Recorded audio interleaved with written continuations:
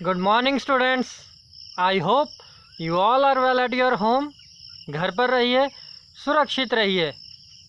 My self Karnail Singh Sandhu, TGT arts, working at government senior secondary school Tangnu. आज बच्चों हम लेके आए हैं आपके लिए ज्योग्राफी बुक का एग्रीकल्चर चैप्टर नंबर 4। बच्चों आप सभी के पेरेंट्स और एल्डर्स जो है एग्रीकल्चर से किसी न किसी प्रकार से जुड़े होंगे, तो आज उसी है चैप्टर को हम आपके सामने लेकर आए हैं। क्योंकि ये चैप्टर थोड़ा वास्ट होने के कारण कई पार्ट्स में डिवाइड है, तो आज हम करेंगे इसका फर्स्ट पार्ट। तो बच्चों इस चैप्टर के जो मुख्य कंटेंट्स हैं वो है एग्रीकल्चर किसे कहते हैं, यह हम इसमें पढ़ेंगे। और टाइप्स ऑफ फार्मिंग, कितने तरह की जो है एग्रीकल्चर होती है। हमारे इंडिया में अलग अलग एरियाज़ में अलग अलग तरह की कृषि की जाती है, वो कौन कौन सी है। उसके बाद हम पढ़ेंगे क्रॉपिंग सीज़न कौन सा है। क्रॉपिंग सीज़न यानी कि आप देख सकते हैं कि अलग अलग मौसम के अनुसार अलग अलग फसलें बोई जाती हैं, तो वो सीजन्स हम देखेंगे कौन कौन से हैं। देन उसके बाद हम देखेंगे डिफरेंट टाइप्स ऑफ क्रॉप। हमारे इंडिया में मुख्यतः सभी प्रकार की जो है वो क्रॉप्स उगाई जाती है, तो जो मुख्यतः हमारी फसलें हैं उसे हम इस चैप्टर में पढ़ेंगे। और लास्ट में हम पढ़ेंगे रिफॉर्म्स के बारे में, हमारे एग्रीकल्चर में क्या क्या रिफॉर्म्स आए हैं, इंस्टीट्यूशनल रिफॉर्म्स क्या हैं, और ग्लोबलाइजेशन का हमारे भारत पर की एग्रीकल्चर पर क्या प्रभाव पड़ा, और एग्रीकल्चर में भी क्या क्या करना बाकी है। तो बच्चों एक कोटेशन आपके साथ में साझा करना चाहूँगा। सबसे पहले वो लिखी है जॉर्ज वाशिंगटन ने। जॉर्ज वाशिंगटन क्या कहते थे एग्रीकल्चर के बारे में? उनका मानना था कि एग्रीकल्चर जो है सबसे ज़्यादा हेल्थी, सबसे ज़्यादा उपयोगी और सबसे ज़्यादा सम्मानजनक रोज़गार है।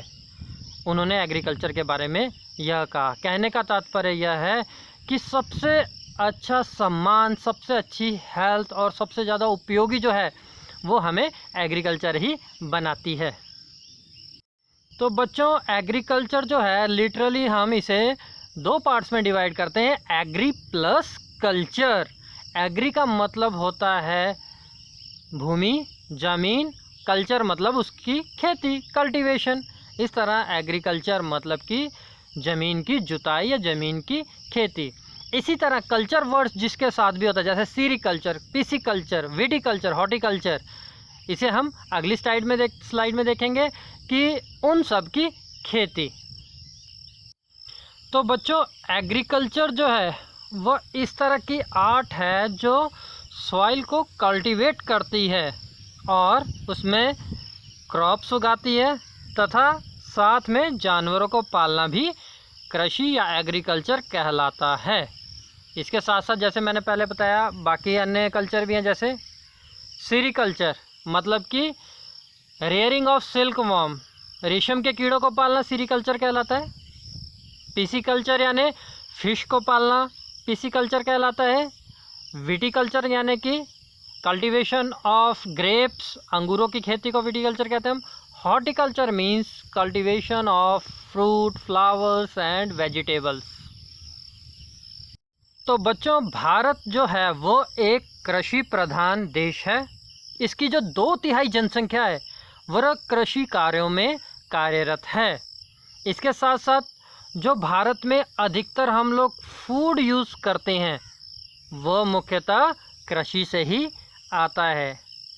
हमें इतनी सारी जनसंख्या को फूड तो एग्रीकल्चर प्रोवाइड कर ही रहा है, साथ ही साथ कृषि जो है बहुत सारे उद्योगों को कच्चा माल भी प्रदान करता है। अब आप बोलेंगे कि ये उद्योग कैसे निर्भर है कृषि पर? हाँ बच्चों, बहुत सारे उद्योग जो हैं वो भी कृषि पर ही निर्भर हैं। जैसे तेल उद्योग, तेल यानी कि अगर सरसों उगाएंगे किसान तभी तो वो खेतों में जाएगा ना। शुगर इंडस्ट्री, चीनी उद्योग, अगर किसान गन्ना उगाएगा तभी तो वो मिलों में जाएगा और उसकी शुगर बनेगी उद्योगों में। तो इस तरह से हम कह सकते हैं कि कृषि जो है वो फूड तो प्रोवाइड कर ही रही है भारत के लोगों को, साथ ही साथ जो है बहुत सारी इंडस्ट्रीज़ को यह कच्चा माल भी प्रदान कर रही है। और क्या तथ्य है हमारे पास? क्या आप जानते हैं India is the second world in the world in crop output, हमारी जो प्रोडक्शन निकलती है वर्ल्ड में, हम चाइना के बाद दूसरे नंबर पर है। इतनी अधिक प्रोडक्शन जो है भारत में होती है। इसके साथ साथ 1.4 million square kilometre of land is in India is under cultivation, मतलब कि एक 1.4 मिलियन है जो स्क्वायर किलोमीटर एरिया है हमारे पास, इतना ज़्यादा एरिया हम उसके ऊपर जो है कृषि की उपज उगाते हैं। इसके साथ साथ इंडिया इतनी बड़ी जो है एग्रीकल्चर, इतना बड़ा सेक्टर है कि ये लगभग 52.1% जो है टोटल जो है वर्क फोर्स इसमें लगी हुई है, डायरेक्टली और इनडायरेक्टली। कहने का तात्पर्य है आधी से ज़्यादा आबादी को जो है रोज़गार कृषि क्षेत्र दे रहा है, या इसकी मुख्य विशेषताएं हैं। बच्चों, भारत में हजारों वर्षों से कृषि होती आ रही है, तो जिस तरह से समय बदलता गया उस तरह से कृषि भी बदलती गई। जो हमारा फिज़िकल इन्वायरमेंट था पहले कुछ और था, आज कुछ और है। जो टेक्नोलॉजीज़ थी वो पहले कुछ और थी, आज कुछ और है। इसीलिए हम लोग जो हैं जीवन निर्वाह से अब हम कॉमर्शियल फार्मिंग की ओर आ गए हैं। कहने का तात्पर्य यह है कि पहले हम सिर्फ फसलों को अपने जीवन यापन के लिए ही उगाते थे, लेकिन अब हम फसलों को जो है बाज़ार में बेचने के मकसद से उगाते हैं, उसे हम कमर्शियल फार्मिंग कहते हैं। इसीलिए हमने फार्मिंग को 3 मुख्यतः कैटेगरी में बांटा है। सबसे पहले आता है प्राइमेटिव सब्सिस्टेंस फार्मिंग, जीवन निर्वाह कृषि, इंटेंसिव सब्सिस्टेंस फार्मिंग यानी कि गहन निर्वाह कृषि, और थर्ड है कमर्शियल फार्मिंग। आइए इन्हें डिटेल में पढ़ते हैं। बच्चों, जो हमारी सब्सिस्टेंस फार्मिंग है इसे हम 2 पार्ट्स में डिवाइड करते हैं। पहली है प्राइमेटिव सब्सिस्टेंस फार्मिंग और दूसरी है इंटेंसिव सब्सिस्टेंस फार्मिंग। पहले प्रकार की जो है प्रारंभिक निर्वाह कृषि थी और दूसरी जो है वह है गहन निर्वाह कृषि। थोड़ा सा बदलाव इसमें आया है, दोनों ही निर्वाह कृषि हैं, लेकिन पहले और अभी में बहुत ज़्यादा इसमें अंतर है। आइए देखते हैं इनमें क्या अंतर है। बच्चों, प्रारंभिक निर्वाह कृषि उसे कहते हैं जो कि परिवार के सदस्यों के द्वारा की जाती है। इसमें पुराने औजार होते हैं, इसमें जो है हम फर्टिलाइज़र्स का बहुत कम उपयोग करते हैं और लेबर जो है वो परिवार के ही लोग होते हैं।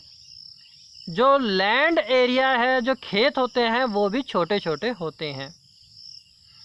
इस कृषि का दूसरा नाम स्लैश एंड बर्न एग्रीकल्चर भी है, यानी कि स्लैश यानी कि काटना, बर्न यानी कि जलाना। क्या होता है कि पहाड़ी क्षेत्रों में जो हमारे वहाँ रहने वाले लोग हैं वह जाते हैं, जंगलों को काटते हैं, साफ़ करते हैं, फिर उसके जो स्टेम होता है, तने होते हैं, जो पत्ते वगैरह तो उन्हें जला देते हैं और फिर उसके बाद उसमें खेती करते हैं। उनका मानना यह है कि जो जला देते हैं, जो ऐश बचती है, उससे जो है सॉइल में फर्टिलाइज़र की मात्रा बन जाती है। जो हमारे पास मिट्टी है वो उर्वरक बन जाती है। एक साल वो खेती करते हैं, प्रोडक्शन अच्छी होती है, दूसरे साल प्रोडक्शन कम हो जाती है, तीसरे साल और भी कम हो जाती है। कुछ समय करने के बाद जब वो भूमि की उर्वरता कम हो जाती है तो वह उस लैंड को छोड़ देते हैं और दूसरे लैंड की ओर चले जाते हैं और पुनः वही प्रोसेस करते हैं, काटते हैं, जलाते हैं और फिर वहाँ खेती करते हैं। इसे हम शिफ्टिंग एग्रीकल्चर भी कहते हैं। भारत के कुछ क्षेत्र ऐसे हैं जहाँ पर इस तरह की कृषि आज भी प्रचलित है। बच्चों, इस स्लैश एंड बर्न एग्रीकल्चर को भारत के विभिन्न इलाकों में भिन्न भिन्न नामों से जाना जाता है। जैसे कि आइए देखते हैं। झूमिंग कहते हैं इसे नॉर्थ ईस्ट में, पामलू कहते हैं मणिपुर में, दीपा कहते हैं छत्तीसगढ़ और अंडमान निकोबार में, दहिया बेवाड़ कहते हैं मध्य प्रदेश में, पोडू पेंडा कहते हैं आंध्र प्रदेश में, कोमन ब्रिंगा कहते हैं उड़ीसा में, कुमारी वेस्ट बंगाल में, वल्ट्रे वलरे राजस्थान, खिल हिमालय बेल्ट में और कुरुवा झारखंड में इसे कहते हैं। बच्चों यह स्लैश एंड बर्न एग्रीकल्चर सिर्फ भारत में ही नहीं बल्कि दुनिया में भी प्रचलित है और अलग अलग देशों में इसे अलग अलग नामों से हम जानते हैं। जैसे कि इसे मिल्पा कहा जाता है मैक्सिको और सेंट्रल अमेरिका में, कॉन्कुओ इसे वेनेजुएला में कहते हैं, रोका ब्राज़ील में कहते हैं, मैसोल सेंट्रल अफ्रीका में कहते हैं, लदंग इंडोनेशिया में और रे वियतनाम में कहते हैं। तो बच्चों 1 मार्क्स में भी ये आपका क्वेश्चन आ सकता है, कॉम्पिटिटिव एग्जाम के लिए भी बहुत इंपॉर्टेंट है, इसलिए आपने इन्हें याद रखना है। बच्चों सब्सिस्टेंस फार्मिंग की जो सेकंड कैटेगरी है जिसका नाम है इंटेंसिव सब्सिस्टेंस फार्मिंग यानी कि गहन निर्वाह कृषि, यह उसका अपोजिट है। इसमें लैंड पार्ट जो है वो छोटा होता है। लैंड पार्ट छोटा होने के कारण क्या है, पॉपुलेशन अधिक होती है। पॉपुलेशन अधिक और लैंड छोटा होने के कारण लैंड के ऊपर जो है प्रेशर होता है कि अधिक से अधिक उपज निकालनी है। तो बच्चों जैसे कि पहले वाली कृषि में क्या था कि जो औजार थे वो थे हमारे पास पुराने तरीके के औजार थे, फर्टिलाइज़र भी यूज़ नहीं कर सकते थे और फैमिली मेम्बर जो है वो खेतों में काम करते हैं। लेकिन इस कृषि में इंटेंसिव में क्या होता है कि फर्टिलाइज़र का यूज़ होता है, लेबर यूज़ होती है और जो है अच्छे HYV सीड्स का इस्तेमाल होता है। इन तीनों चीज़ों से क्या होता है, लैंड में प्रोडक्शन जो है वो अधिक होती है as comparison to other subsistence farming. और एक और डाटा है आपके सामने, देखिए 12% of world farm land is in India. दुनिया का जो 12% जो है फार्म लैंड है, खेती करने योग्य जो भूमि है वो इंडिया के पास है। बहुत ही गर्व की बात है हमारे लिए।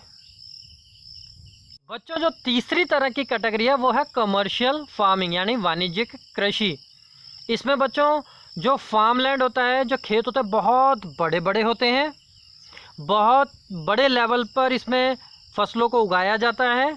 इसकी जो प्रोडक्शन होती है वो भी बाकी कृषि से अधिक होती है।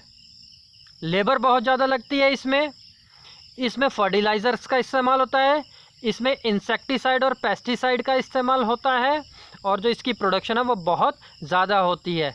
जैसे कि हम कह सकते हैं कि पंजाब और हरियाणा में इस समय जो राइस कल्टीवेशन करते हैं हम लोग, उसे हम कमर्शियल फार्मिंग कहते हैं। लेकिन कई जगह वो फसल जो है वो सब्सिस्टेंस फार्मिंग में भी आता है, जैसे उड़ीसा बिहार में ये सब्सिस्टेंस फार्मिंग है। तो कमर्शियल फार्मिंग मतलब बड़े स्तर पर बड़ी उपज, बड़ी प्रोडक्शन और आधुनिक तकनीकों के सहयोग से। बच्चों कमर्शियल फार्मिंग की एक और टाइप है जिसे हम कहते हैं प्लांटेशन एग्रीकल्चर। प्लांटेशन एग्रीकल्चर मतलब प्लांट्स को ग्रो करना। इसमें जो है ये इस प्रकार की खेती में बहुत बड़े बड़े फार्म्स होते हैं, बहुत ज़्यादा प्रोडक्शन होती है और मुख्यतः इंडस्ट्रीज़ के लिए जो है यह प्रोडक्शन होती है। और इस क्रॉप को हम कैपिटल इंटेंसिव क्रॉप भी कहते हैं, मतलब कि इससे हमें पैसा बहुत अधिक मिलता है। भारत में अलग अलग क्षेत्रों में अलग अलग तरह की प्लांटेशन क्रॉप्स हम उगाते हैं। जैसे कि हम देख सकते हैं यहाँ पे लिखा हुआ है tea plantation in Assam and North Bengal में होती है। नॉर्थ बंगाल का जो जलपाईगुड़ी, सिलीगुड़ी, बीनागुड़ी, यहाँ पर बहुत अधिक चाय की खेती होती है। इसके अलावा कॉफ़ी प्लांटेशन कर्नाटका में फेमस है। इसके अलावा banana plantation south part of India, Kerala, Karnataka, Tamil Nadu, Andhra Pradesh, इन सभी राज्यों में जो है जो बनाना की खेती होती है। इसके साथ साथ रबर प्लांटेशन केरला में बहुत फेमस है, बड़े बड़े प्लांट्स होते हैं। बेम्बू प्लांटेशन नॉर्थ ईस्ट में, जो हमारा नागालैंड, मणिपुर, मिज़ोरम, मेघालय, त्रिपुरा आदि क्षेत्र हैं, यहाँ पर बेम्बू की प्लांटेशन होती है। इस तरह की जो है क्रॉप्स वो इंडिया में उगाई जाती है। और इसके लिए अगर वेल नेटवर्क ऑफ ट्रांसपोर्टेशन हो तो यह आसानी से मार्केट तक पहुंचाई जा सकती है और बहुत ही पैसा देने वाली ये क्रॉप होती है। बच्चों जैसा कि आप इस पिक्चर में देख रहे हो कि एक तरह की क्रॉप है, बहुत बड़े क्षेत्र में उगाई जा रही है, ये बनाना क्रॉप है। ये बच्चों देखिए रबर क्रॉप है, बड़े क्षेत्रों में की जाती है। रबर में जो है यहाँ से कट मारकर जो है एक कीप लगाई जाती है, इसमें लिक्विड क्षेत्र जो है, लिक्विड जो चीज़ है इसकी वो इकट्ठी की जाती है। इसे हम आगे फर्दर पढ़ेंगे।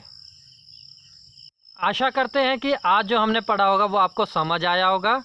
इसी तरह आप पढ़ते रहिए।